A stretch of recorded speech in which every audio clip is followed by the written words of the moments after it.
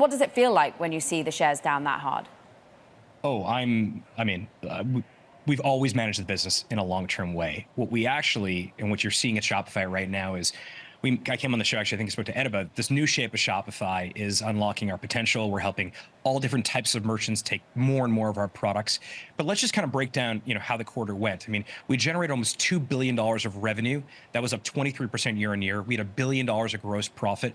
And very important in this particular macro environment, Caroline, we had free cash flow of $232 million for the quarter. In fact, free cash flow margin doubled from Q1 of last year. So you're seeing, I think, one of the best versions of Shopify with a ton of opportunities, whether it's enterprise, physical retail, international, B2B.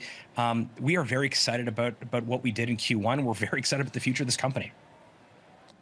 Harley, the anxiety from investors is about thinning margins, right? I think we all set that as the baseline. One thing you've been focused on is marketing, right, which accounts for that in part.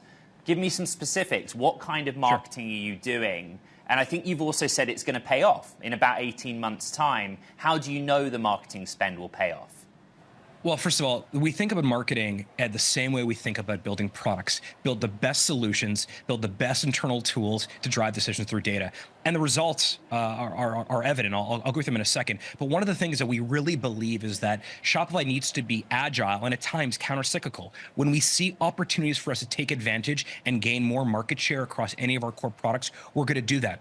But the key for us is striking a balance between top-line growth, operational leverage, and profitability. And I think what differentiates Shopify from a growth perspective or marketing perspective, to use your words, is that the way we interpret data, the way we experiment actually helps us to win. And we have multiple drivers of this growth. But the best proof I can give you is we drove a nearly 130% increase in merchant ads within one of our key marketing channels, I'm sure you know the one, from Q4 to Q1, while still remaining squarely within our payback guardrails. So when we see the people that other companies are pulling back, and we think we can get a return on our ad spend that, again, is within guardrails, has the right CAC to LTV ratios, that in 2025, you will see the growth from these efforts. We're going to take those. And back to sort of the question that Caroline opened with, that's the reason why we don't really care about the day-to-day stock fluctuation. We care about over the long run, does the stock price reflect the real value of the company? And Shopify is becoming the global retail company.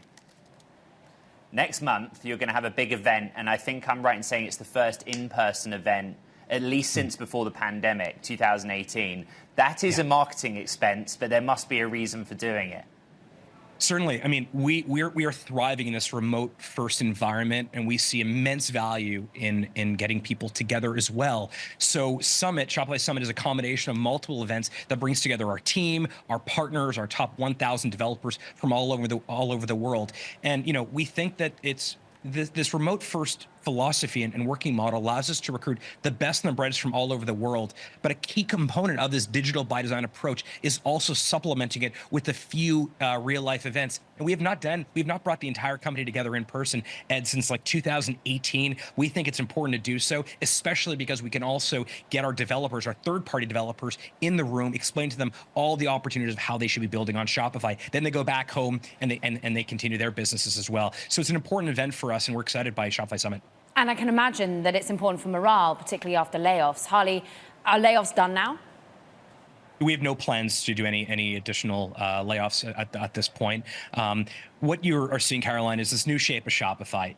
We have been able to grow top line. We've been able to grow bottom line. We're making serious investments in the future of our business, and we're doing so with a relatively flat headcount. In fact, if you go back 3 quarters, headcount has not grown that much. What matters to us is the talent density of the company, and this is the best talent team, the best version of Shopify I've seen in my 15 years of being here. And you've talked about how you're being counter-cyclical right now. Just tell us how counter-cyclical, how many headwinds are you experiencing in the world of the consumer right now? How reticent are they to shop? Yeah, I mean, it's really important, obviously, because the state of the consumer is obviously, and the whole macro trend is something that everyone's thinking about. First of all, we see the consumer actually remaining quite resilient. What we do see in particular is that these consumers are buying from brands they love and feel an affinity to. And all those brands, think of the brands you love, are all on Shopify. But a new area of business are those less discretionary brands like Nestle or Heinz or BarkBox or Figs, whose scrubs are in hospitals all over the country. Those are also using Shopify as well. And when you combine our enterprise offering, Shopify Point of Sale, which is the physical retail product we have, plus B2B, plus all these new merchant solutions like Audiences, which help with ads, Shopify Capital, Shop Pay, which is the best converting seller at checkout, you're beginning to see that all these on-ramps are going to lead to serious growth in our future. And that's the reason why the sentiment inside of Shopify right now is incredibly optimistic.